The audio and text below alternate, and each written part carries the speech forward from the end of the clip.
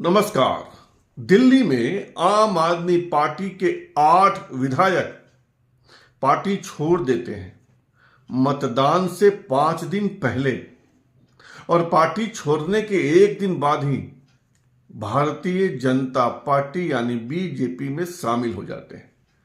अब सबसे बड़ा सवाल कि 8 विधायकों के आप छोड़ने और बीजेपी में शामिल होने से चुनाव पर कितना असर पड़ेगा, बीजेपी कितना लाभान्वित होगी और आपको कितना नुकसान होगा, आइए समझते हैं। आम आदमी पार्टी ने 21 नवंबर से 20 दिसंबर के बीच 5 लिस्ट में 70 कैंडिडेट्स की घोषणा की थी और 26 एमएलएस के टिकट काट दिए गए थे। 4 की सीट बदल दी गई थी और ये जो 8 एमएलए बीजेपी में शामिल हुए हैं, ये वही हैं जिनका टिकट कट गया था। अब सवाल यह कि टिकट कटने के लगभग 20-25 दिनों के बाद पार्टी छोड़ने और बीजेपी में शामिल होने का मतलब क्या है? मतलब यह है कि यह एक आजमाया हुआ नुस्खा है।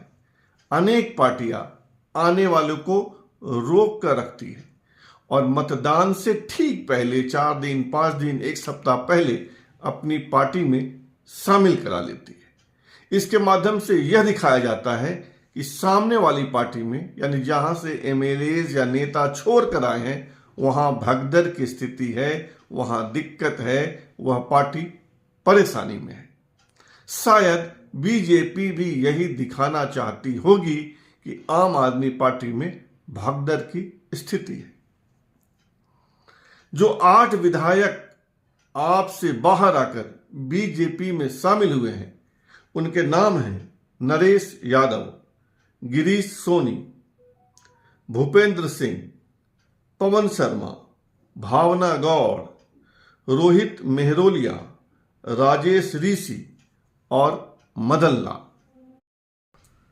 आपके जो 8 विधायक बीजेपी में आए हैं, सबके सब पिछले 1 माह से घर बैठे हुए थे, यानी पार्टी ने इनका टिकट तो काटा ही, साथ ही चुनाव प्रचार से दूर रखा, या ये नेता ही चुनाव प्रचार से दूर रहे हो।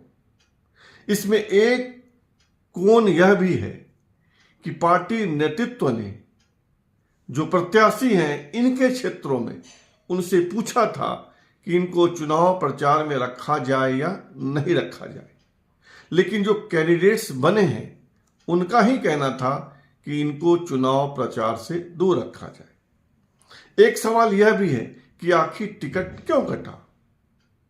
कहीं न कहीं पार्टी को लगा होगा कि ये लोग अपने अपने क्षेत्र में अलोकप्रिय हो गए हैं, इनके चुनाव जीतने पर शक है, इसलिए टिकट कटा हो।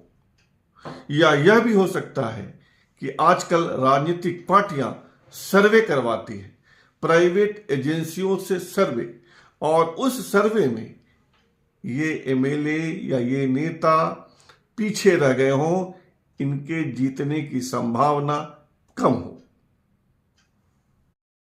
और अब अंतिम सवाल कि इस दल बदल से बीजेपी को कितना लाभ होगा? जो 8 एमएलए बीजेपी में आए हैं, उन सबकी छवि अच्छी ही है। किसी भी 8 नेता पर कोई बड़ा दाग धब्बा नहीं है। ऐसे में बीजेपी को तो लाभ ही होना है। अपने अपने एरिया में, अपने अपने इलाके में ये लोग बीजेपी के वोट में कुछ बढ़ोतरी ही करेंगे। ठीक वैसे ही कि ये लोग अपने अपने इलाके में अलोकप्रिय हो भी गए होंगे, तब भी आम आदमी पार्टी के कुछ ना कुछ वोट, कुछ सैकड़ा ही सही, कुछ हजार ही सही, कम तो कर ही देंगे। यानी मोटे तौर पर आम आदमी पार्टी का नुकसान होना है और भारतीय जनता पार्टी को फायदा। पर सबसे बड़ा सवाल यही है कि कितना फायदा और कितना नुकसान। इस सवाल का जवाब अभी नहीं दिया जा सकता है, इस सवाल का जवाब स्वतः मिल जाएगा 8 फरवरी को, जब मतों की गणना होगी और इन 8 इलाकों के रिजल्ट बाहर आएंगे। वैसे आपका क्या मानना है, कमेंट करके बताइएगा जरूर। आपसे आग्रह है कि आप इस चैनल को सब्सक्राइब कीजिए, ज्वाइन कीजिए, लाइक शेयर और कमेंट कीजिए। शुभ रात्रि, सब खैर।